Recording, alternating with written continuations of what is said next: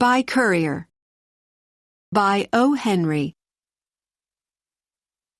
At this time of year, and this time of day, there were very few people in the park. It was probable that the young lady, who was sitting on one of the benches, had just wanted to rest for a while and think about the coming spring. She sat there, thoughtful and still. The sadness in her eyes seemed to be something new, because it had not yet changed her bright young face, nor turned her soft lips into a thin, hard line. A tall young man came walking through the park along the path near the bench where she was sitting. Behind him came a boy carrying a suitcase. When the man saw the young lady, his face changed to red and back to pale again. He watched her face as he came closer, and his own face showed both hope and worry at the same time. He passed her only a few meters away, but she gave no sign that she had seen him or even knew he was there. 50 meters further on, the young man suddenly stopped and sat down on a bench by the path. The boy dropped the suitcase and stared at him with wondering eyes. The young man took out his handkerchief and wiped his face. It was a good handkerchief, a good face, and the young man was good to look at. He said to the boy, "I want you to take a message to that young lady on that bench. Tell her I am on my way to the station to leave for San Francisco. From there I shall travel north to the wild places of Alaska. Tell her that, as she has ordered me neither to speak nor to write to her. I am taking this chance to appeal to her one last time. Tell her that she has been unkind and unjust to someone who has done no wrong, and she has given him no reasons and no explanations. Tell her that I do not believe her to be an unjust person. Tell her that I have disobeyed her orders in the hope that she will return to the paths of justice and reason. Go and tell her that." The young man dropped a $50 into the boy's hand. The boy looked at him for a moment with bright, intelligent eyes out of a dirty face, then turned and ran down the path. As he came closer to the lady on the bench, he studied her carefully. The lady looked back at him coolly. "Lady," the boy said, "that guy on the other bench sent yer a song and dance by me. If yer don't know the guy, and he's trying to do some funny business, say the word, and I'll call a cop in 3 minutes. If yer does know him, and he's all right, then I'll give yer the song and dance that he gave me." The young lady showed a little, just a little interest. "A song and dance," she said in a very sweet voice that seemed to suggest something not at all sweet. "A new idea. A kind of traveling singer, I suppose. I used to know the gentleman who sent you, so it will not be necessary to call the police. Please begin your song and dance, but do not sing too loudly. It is not really the time or the place for that kind of thing." "Aw, come on, lady," said the boy. "You know what I mean. It ain't a song and dance, really. It's a lot of hot air. He told me to tell you he's got his shirts in that case, and he's moving on to Frisco. Then he's going on up to Alaska. He says you told him not to send round no more love notes, nor stand around looking over the garden gate.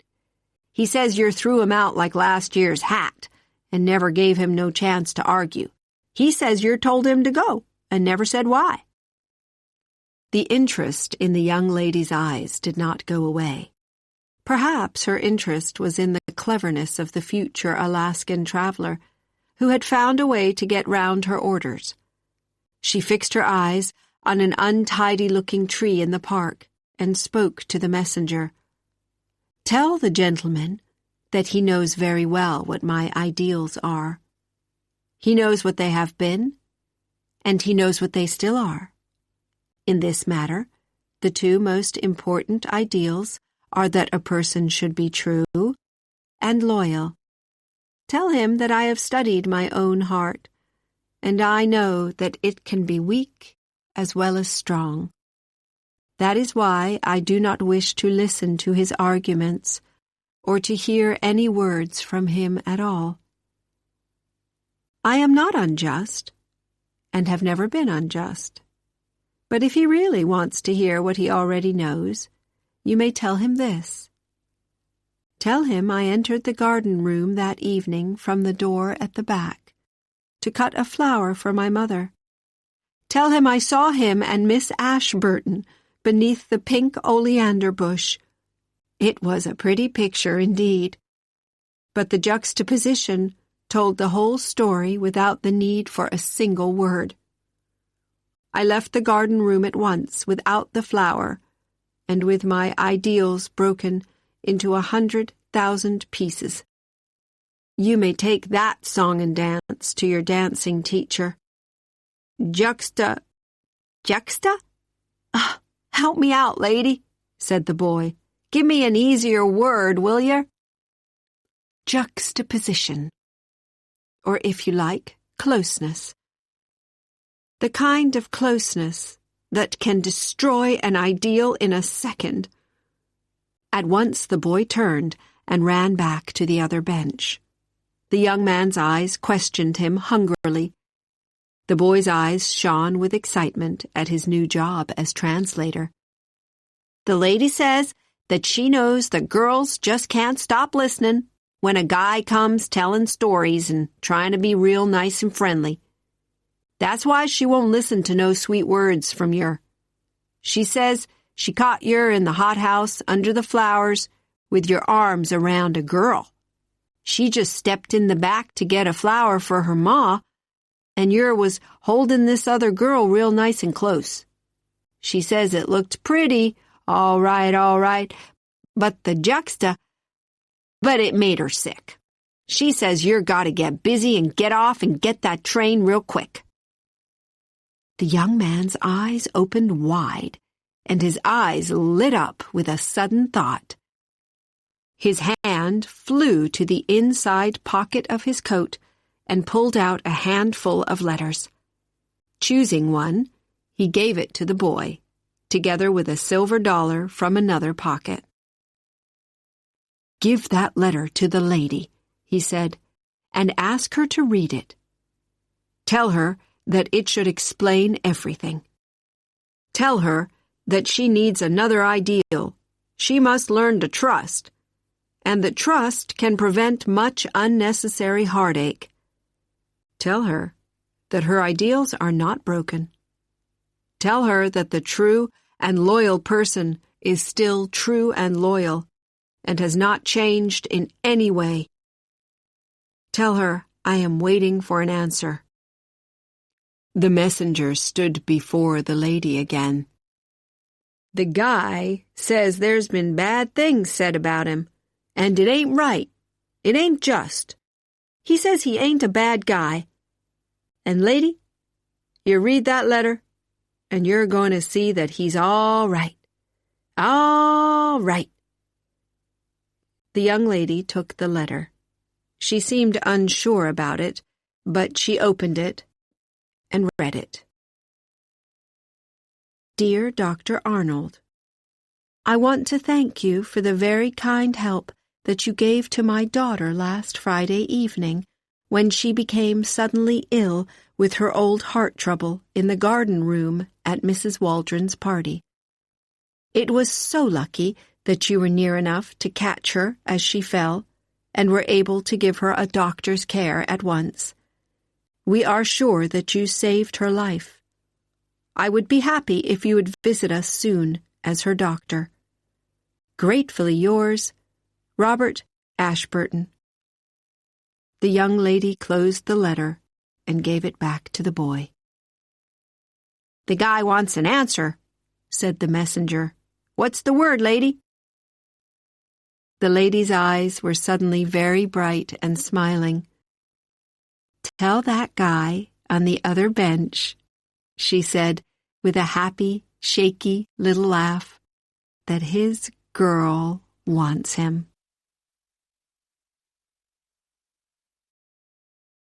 Well, the story comes to an end here, but you mustn't stop here. Vocabulary is a fundamental aspect of English proficiency.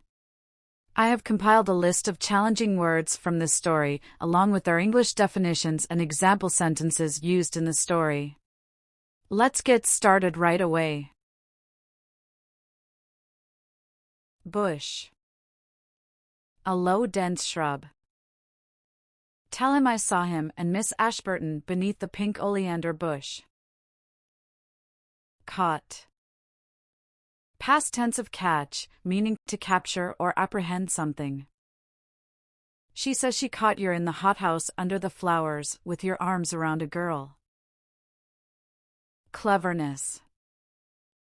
The quality of being intelligent or crafty. Perhaps her interest was in the cleverness of the future Alaskan traveler who had found a way to get round her orders. Coolly.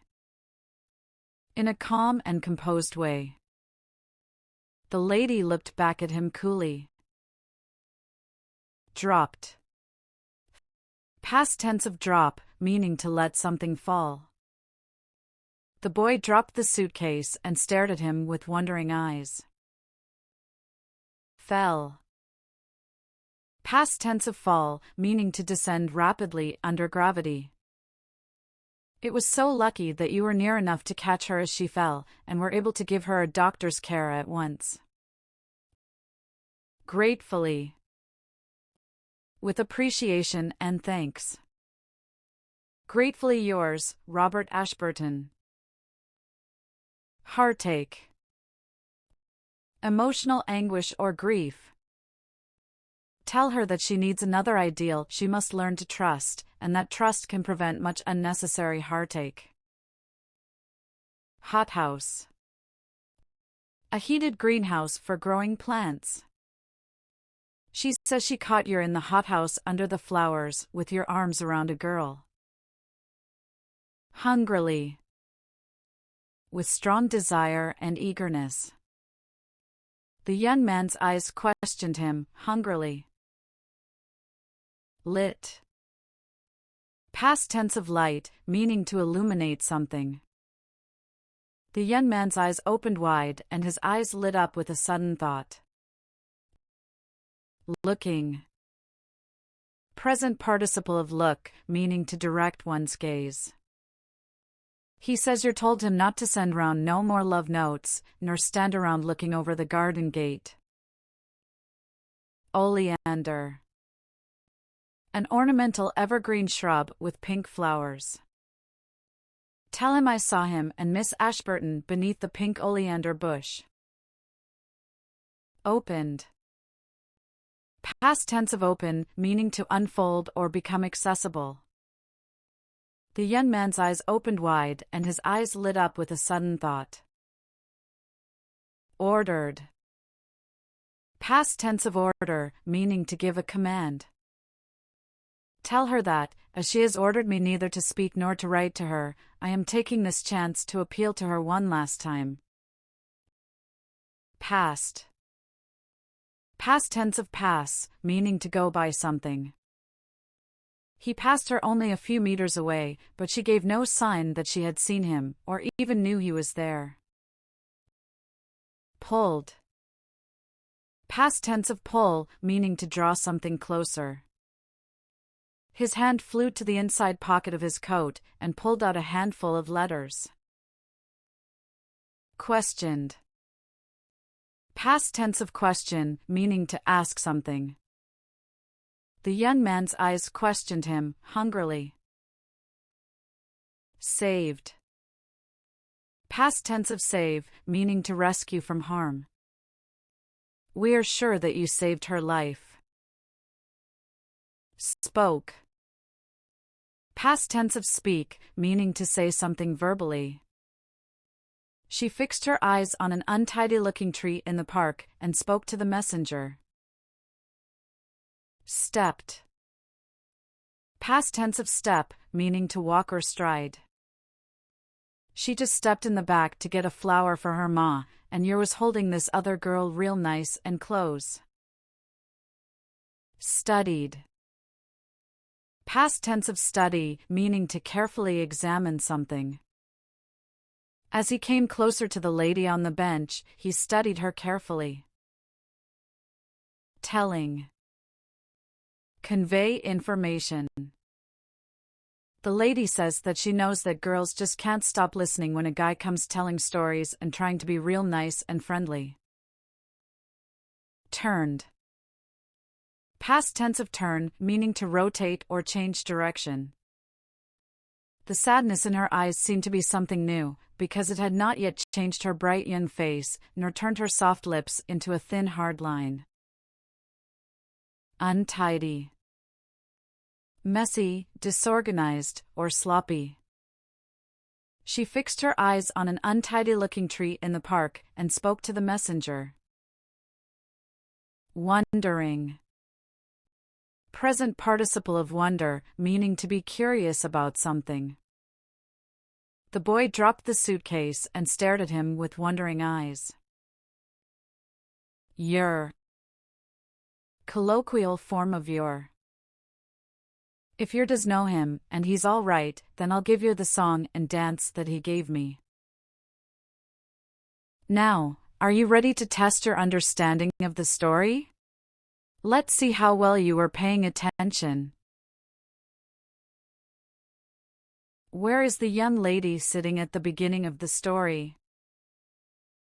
Why does the young man's face turn red and pale when he sees the young lady? What does the young man ask the boy to do? Where is the young man traveling to? Why won't the young lady speak to the young man directly? What does the young lady mean when she mentions juxtaposition? What did the young lady see in the garden room? How does the letter explain the misunderstanding? Who is the letter from? What does the letter reveal about the situation? How does the young lady respond after reading the letter? What literary technique is used to reveal details gradually? What misunderstanding is central to the plot? What genre is this story? How would you describe the ending? Thank you for watching. Please take a moment to hit the like button and subscribe to my channel. Your support really motivates me to keep creating content. I appreciate you all, and I'll see you in the next video.